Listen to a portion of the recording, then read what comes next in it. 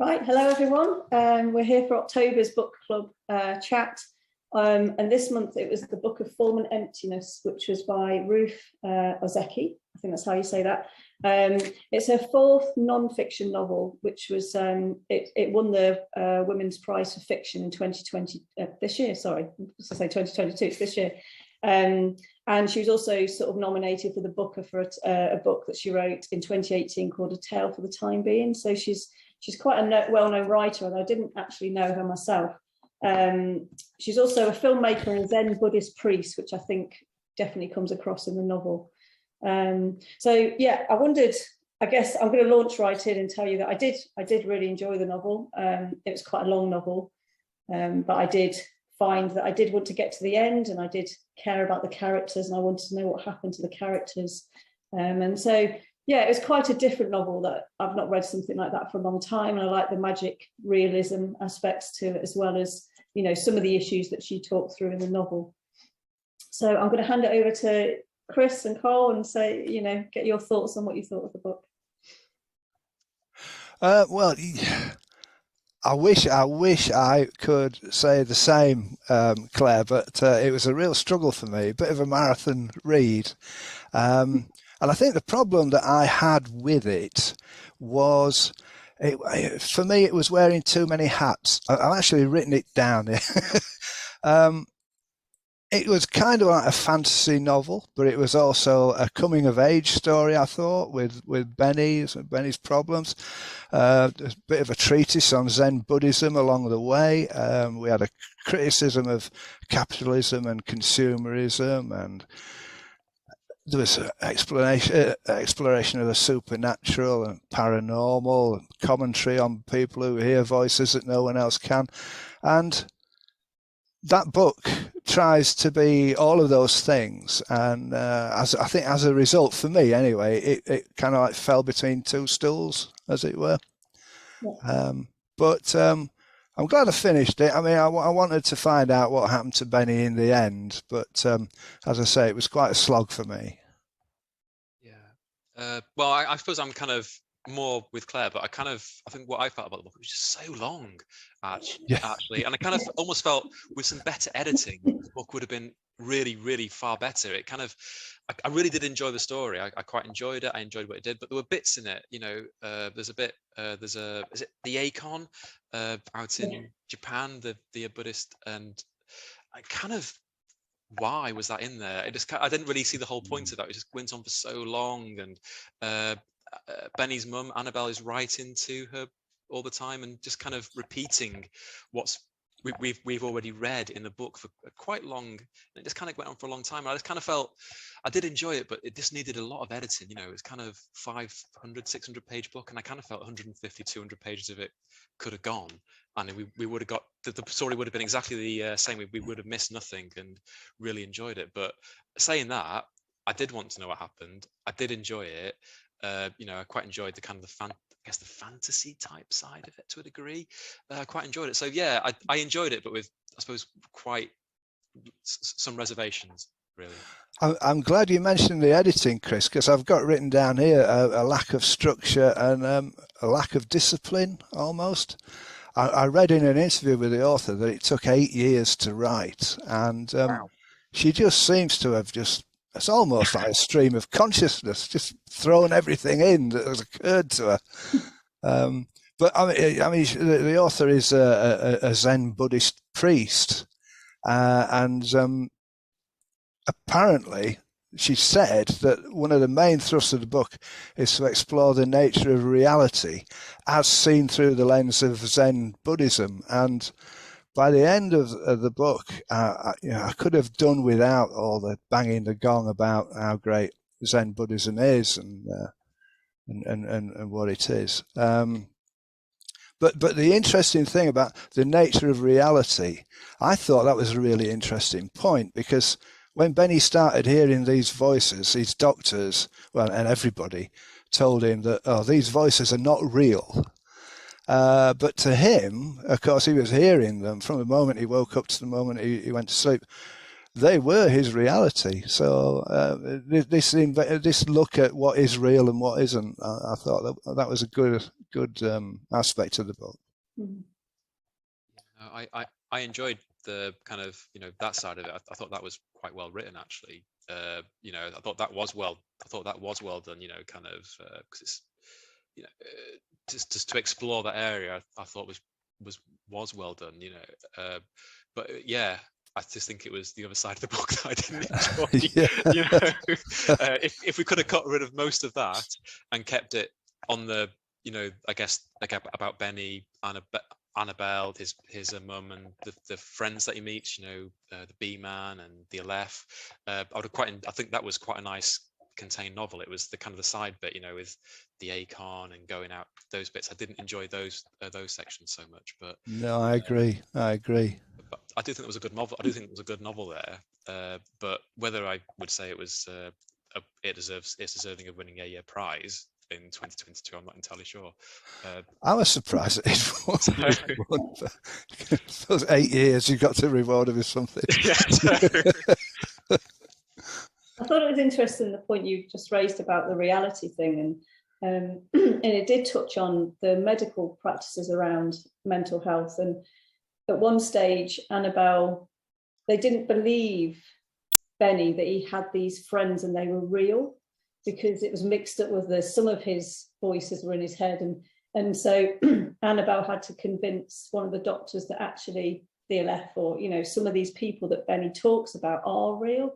And I thought that was interesting, that yeah, there's almost like how are people treated when they are going through this thing, and, you know, some of their reality is real, you know, some of it is in their mind. And it was just, I thought that was an interesting aspect, because the challenges in mental health are that people aren't always believed in what they're saying, and, you know, so there's a few sort of harder issues I felt being discussed, but in general I felt like the treatment of most of it was very light. Yeah, in the acknowledgements, the author praises the work of an organisation called Intervoice, and I had a look at their website, and I would have thought, in my ignorance, naivety, or whatever, that anybody hearing voices, you would automatically think are suffering from some sort of mental illness. But I don't know what you make of this, but Intervoice lists reasons why people could be hearing voices, and amongst the reasons are they could be speaking to their ancestors, they could be speaking to spirits, they could be speaking to alien beings, and that was a little bit too much for me. Right. Going into I mean, I'm all for the odd fantasy novel here and there, but it was, I just can't believe that somebody would be speaking to their ancestors or spirits. And that was indicative of some of the book when it teetered over into fantasy. It was a little bit too much for me.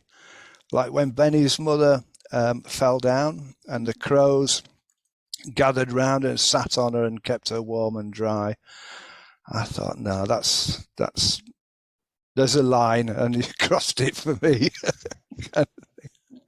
Funny, I really liked that scene, actually, because the character I most liked was Annabelle, because I don't know why, I just felt her struggles more than I did Benny's. I guess maybe, you know, maybe because she's female, maybe because she's a similar age, she's a mother, she's, you know, I got similarities maybe between her, but I felt her story was the most interesting. I really liked the crows coming down. So I didn't want her to get hurt. I just sort of thought, oh, at least they're going to come and comfort her.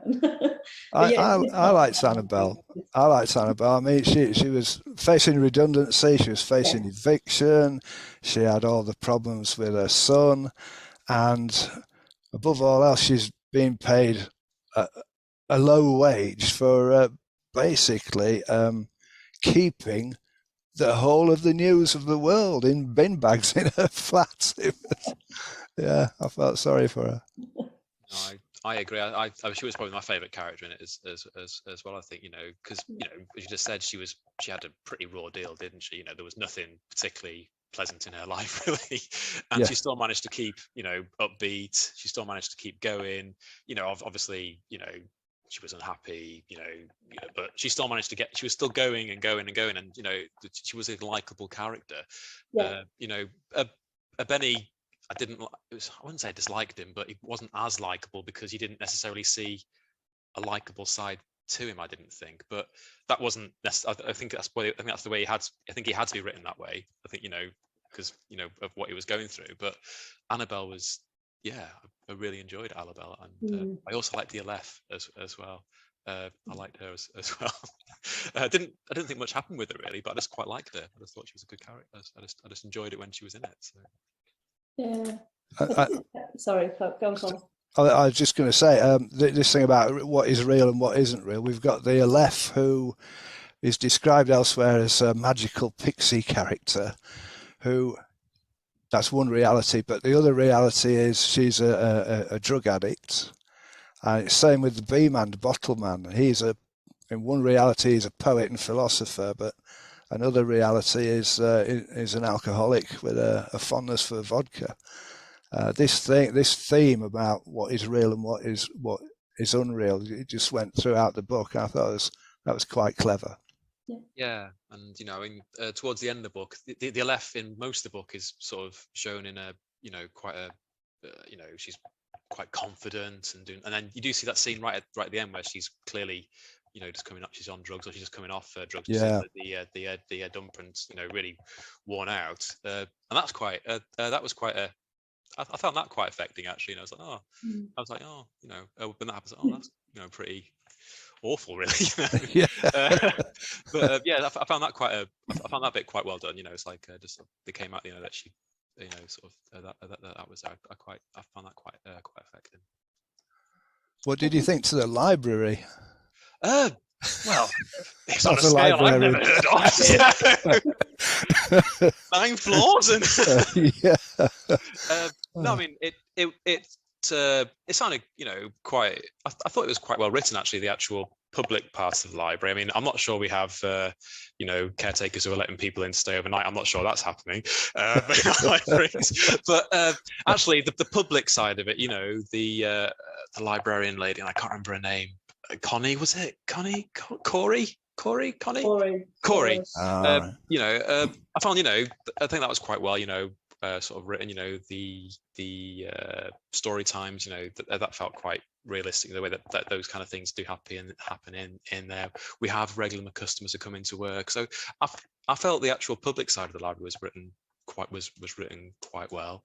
It was quite nice to see a library being a safe haven. Being written into a book as a positive thing, as and sort of taking that part. So I thought that was quite nice. The bindery being this magical place I don't know what to make of that. I never really knew what was going on with the bindery, if I'm truly honest. I thought if ever a library needed a health and safety inspection and a refurb, it was that one. Because don't go into the bindery because magical and mystical things happen to you. Don't spend much time in the bindery at all.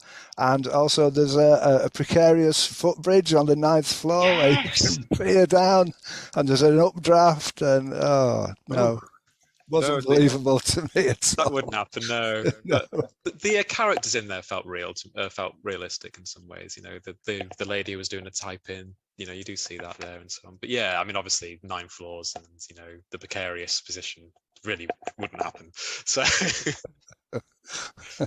think in the bindery that the one and only for me sort of amusing scene in the book was with Benny when he ended up sort of sat in his underwear, or I think he was in his underwear, he might have been naked, but he sat in this next, with a guillotine sort of strange sort of scene where they just sort of walked in and they find this half naked boy sort of, but it's in some ways all in innocence. He had a logical reason for taking his clothes off, and he was sitting close to something, but it was all, I don't know, that was probably the only amusing scene that I found in the book. That scene was one where the book explained the book as a character in the book. Yeah. Explained what had happened. And I thought it was, again, that was too much for me. Saying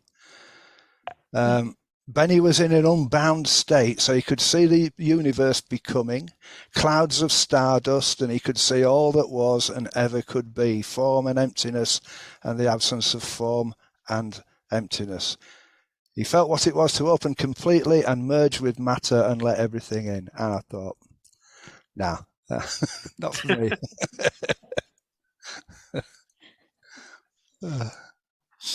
I did write down, so I thought about all the issues in the book, all the sort of themes in the book, because there's, like you say, I think your first comment was, yeah, maybe she did try to put too many things in. And I wrote down, we've got like self-harm, grief, race, mental health, environment issues, consumerism, substance abuse, teenagers being teenagers, love, financial insecurity, identity, homelessness. There's probably more. And you kind of think, wow, that's a lot in a book, isn't it? It is. Yeah. It is. It's asking a lot of the author, but it's also asking a lot of the reader as well. Yeah. Yeah.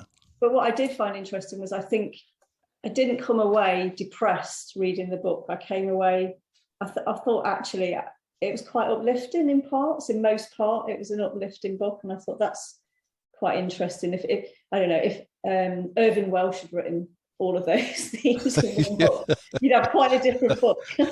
Yeah, that's true. I thought that was interesting. You know, it's packed in a lot of kind of hard-hitting issues, but they were treated in quite a light way for me. I thought it got really pretentious at times, I must say. When the bee man was fixated by the slot through which you return library books, he said, is it a slot or a slit? And he says, a slot is defined entirely by lack. Is a slit slimmer than a slot, therefore lacking less? If it lacks less, does it want more? And you think, oh, give us a break. I think I might have scanned over that bit. I didn't remember reading it, but I don't think I took it in. But yeah, you're right. That is a bit kind of... And when they talked about clutter, because, you know, Annabelle's house was covered in clutter, we're told that clutter is a socio-economic and philosophical problem, one of Marxian alienation and commodity fetishism, which requires a spiritual revolution in a person's worldview. And I'm thinking, well, it just needs a few hours and a roll of bin bags, really. You don't have to dress it up like that. No, it was, yeah. I did find, as I say, I enjoyed the book, but if I could have gone through it, I always kind of think of, I don't know, the Lord of the Rings, where, you know, I don't understand the point of Tom Bombadil in the Lord of the Rings, for instance. You know, I think you could just cross that bit out of the book and then you've got a better book. It just kind of felt like there were bits you could have done in this book and you could have really improved the book, because it would have been zippier and kind of, you know, got to the end point quicker. I mean, I did enjoy it, because at the very beginning, you know, it was in my mind, you know, is this all fantasy? You know, is this, you know, is what's seen, is, you know, is it genuinely true, or is he, you know, is he experiencing problems? And there was that point for a bit of the book where you weren't 100% certain whether it was real or not real. And, you know, and this discussion, it clearly was real to Benny, you know, but obviously what he's experiencing isn't what the rest of us would experience. That's kind of there. But there was a period where you weren't too sure whether, you know, what was going on really. So I thought that was quite good. You know, I thought it was quite interesting, but it didn't last for long, that bit. But yeah, there was a mystery for me. Can't remember reading or finding the answer to who was changing the magnet poems on the fridge. Oh, I've got that written down as well. I wanted it to be Benny's father. Yeah, I think the spirit of Benny's father, but it kind of fizzled out, didn't it? Yeah, never really got to the end of that. That's a shame. That was the key thing I wanted to understand, and she never answered the question. Actually, yeah, that never got solved, did it? And it didn't just come up once; it came up quite regularly through the book. So you'd have thought there would have been some kind of solution to it. Yeah, no. I must admit, I laughed out loud at one moment, and I don't think I was supposed to. It's where the Aleph and Benny push the bee man up a mountain in his wheelchair. I'm thinking there's not too many mountains that are accessible by wheelchair. So in my mind, that just translated into a very steep hill. And they were going up there to bury the ferret. and the ELF just put it on the ground. Benny asked, "You're not going to bury this then?" And when she said, "No, this is a Tibetan sky funeral," I just laughed out loud. I mean, again, that was another thing where the pretentiousness just became too much for me. I just think I enjoyed it, but it just took too long to get to where it wanted to get to. Yeah. That's the only real thing that I enjoyed it. I think it was good. It was light, actually, because I wouldn't have wanted to read that book if it had been, kind of dealt with in the other way, which is kind of, I guess, really realism. It could have been, yeah. It was written in quite a chatty style, wasn't it? Yeah. And I quite enjoyed the writing style, actually. I quite enjoyed the writing style. I quite enjoyed the writing style. It was quite easy to read, and it was quite easy to read quickly, which I thought was, good. Say if it had been the other side of the coin, that could have been really hard work. It could have been really, really hard work, and you wouldn't have wanted to come back to find, to find the answer, or to, it could have been a really depressing read. So I think the writing style was nice, and I've never read any other Ruth Ozeki books, and I am tempted to go and read another one. It has made me tempted to go and read another one because I quite enjoyed the writing style. So, but maybe a thinner one would be what I'd want. So, but yeah, I am certainly interested in reading another one of her books. So. I wonder if, I didn't realise it took her 8 years to write, but I wonder if that 8 years, you do lose threads of where you were going with something, and maybe that's why not all our questions were answered, or something kind of like, what was the point of that character, or what was the point of that event, and made it, it's potential that maybe some better editing, like you say, might have made it a bit smoother and shorter. Yeah, I think you're bound to lose, not just lose the thread, but over 8 years, people's viewpoints tend to change a little bit. Yeah.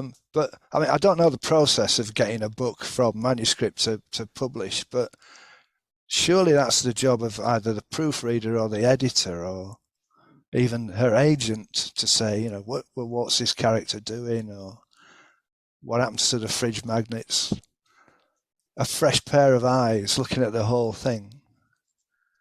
I don't know. I've got to admit, I mean, not that I know anything about writing a book, but 8 years has seemed an incredibly long time to work on, a manuscript or a book. Yeah. And I guess if over 8 years, it must have been a passion project. I guess it must have been a real kind of, to keep on coming back to it. A labour of love, I guess. Well, in the interview, she said all her books take years to write, and she described that as a worrying trend.